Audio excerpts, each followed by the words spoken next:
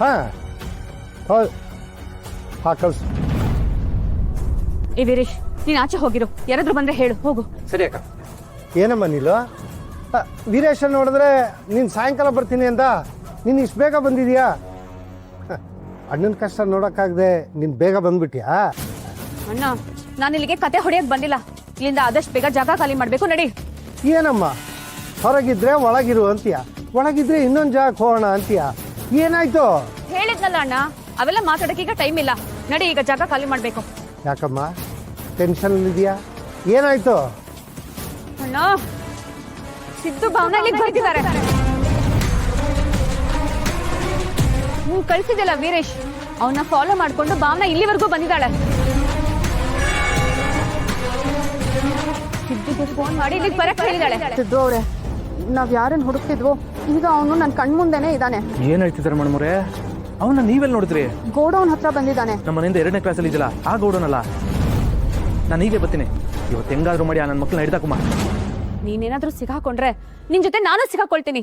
ಅದಕ್ಕೆ ನನ್ ಮಾತು ಕೇಳು, ಇಲ್ಲಿಂದ ಹೊರಡೋಣ ಬಾ. ಅಲ್ಲಮ್ಮ, ಇಷ್ಟು ಜನ ಹುಡುಗರು ಇರ್ಬೇಕಾದ್ರೆ ಅವ್ರು ನಮ್ಮನ್ನ ಏನು ಮಾಡೋಕ್ಕಾಗತ್ತೆ? ಅವ್ರಿಬ್ಬರನ್ನ ನಾವು ಹೆದರ್ಕೊಂಡು ಬಾಳಕ್ಕಾಗತ್ತಾ? ಅವ್ರು ನನ್ನ ಕೈ ಸಿಗ್ಲಿ, ಅವ್ರ ಕತೆಗೆ ಶುಭಂ ಅಂತ ಬೋರ್ಡ್ ಹಾಕ್ತೀನಿ. ಅಯ್ಯೋ ಅಣ್ಣ, ನೀನ್ ಶುಭಂ ಬೋರ್ಡ್ ಹಾಕೋವರೆಗೂ ಅವ್ರೇನ್ ಕೈ ಕೊಟ್ಕೊಂಡು ಸುಮ್ನೆ ಕೂತಿರ್ತಾರೆ ಅಂತ ಅನ್ಕೊಂಡಿದ್ಯಾ? ನನಗೆ ಸಿದ್ದು ಬಗ್ಗೆ ಇನ್ನೂ ಗೊತ್ತಿಲ್ಲ. ಅವ್ನ್ ಮನ್ಸು ಮಾಡಿದ್ರೆ 5 ಜನ ಅಲ್ಲ 50 ಜನನ್ ಬೇಕಾದ್ರೂ ಹೊಡೆದು ಉಳಿಸ್ತಾನೆ. ಅದಕ್ಕೆ ನನ್ ಮಾತು ಕೇಳು, ಬಾಯಿಲಿಂದ.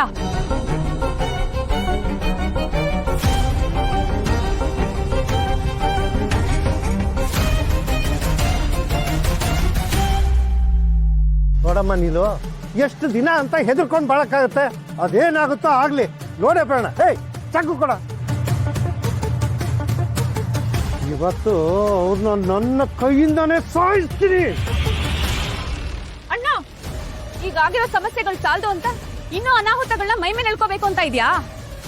ಆ ಮನೇಲಿ ತೊಂದರೆ ಮಾಡಿದ್ ನಾನೇ ಅಂತ ಗೊತ್ತಾದ್ರೆ ಇಷ್ಟು ವರ್ಷ ಆ ಮನೇಲಿ ಇಟ್ಕೊಂಡು ನಾನು ಮಾಡಿದೆಲ್ಲ ವ್ಯರ್ಥ ಆಗೋಗುತ್ತೆ. ನಾವು ಬೇಟೆ ಆಡ್ಬೇಕು ಅಂದ್ರೆ ಹೊಂಚಾಕಿ ಕಾದು ಆಡ್ಬೇಕು. ಇಲ್ದೆ ಹೋದ್ರೆ ನೇರವಾಗಿ ಮೈ ಮೇಲೆ ಬೀಳ್ಬೇಕು.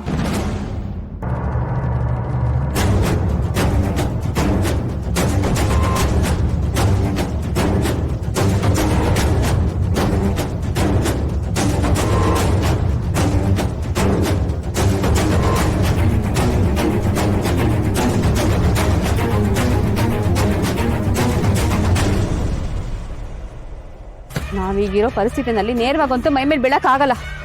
ಅದಕ್ಕೆ ಹೊಂಚಾಕಿ ಹೊಡಿಬೇಕು.